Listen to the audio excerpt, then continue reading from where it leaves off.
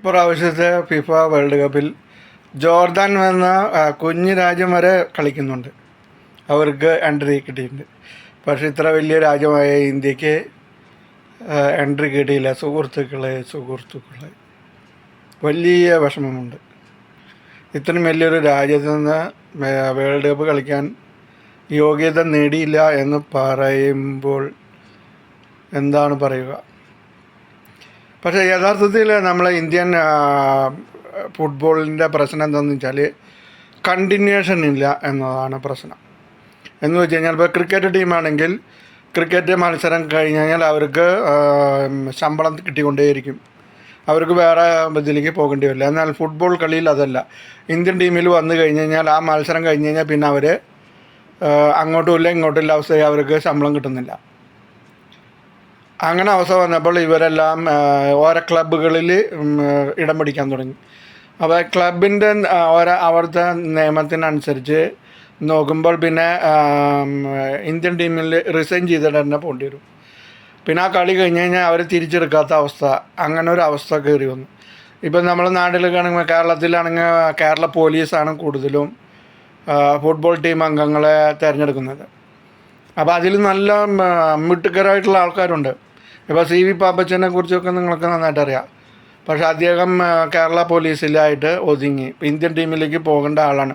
അത്രയും കഴിവുള്ള ആളാണ് ഈ ടീമിൽ ഒതുങ്ങിയത്. അതുപോലെ ഒത്തിരി പേരുണ്ട് ഇന്ത്യൻ ടീമിലേക്ക് പോവാതെ അവരവരുടെ കഴിവ് ഓരോ ക്ലബിൽ ഒതുക്കി കഴിയുന്ന കുറേ ആൾക്കാരുണ്ട്. ഇവരൊക്കെ പിന്നെ CIമാരായിട്ട് SIമാരായിട്ട് റിട്ടയർ ചെയ്യുന്ന അവസ്ഥയാണ്. പക്ഷേ ഇങ്ങനൊരു അവസ്ഥ മാറ്റണം.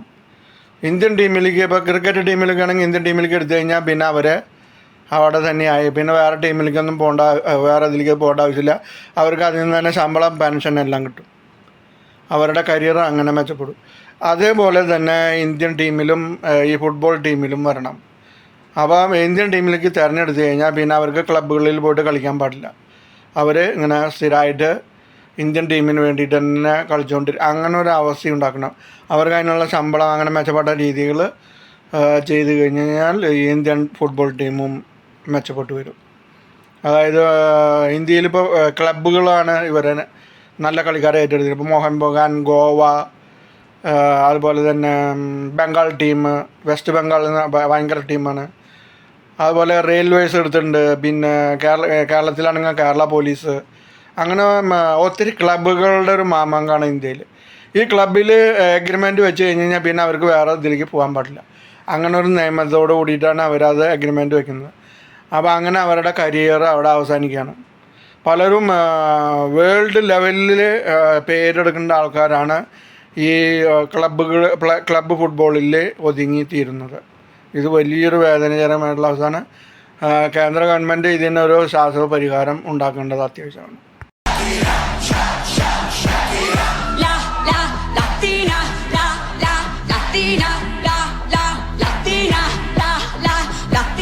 Venezolana, ecuatoriana, puertorriqueña, dominicana, las argentinas, la brasilera, la boliviana y las chilenas, las peruanas.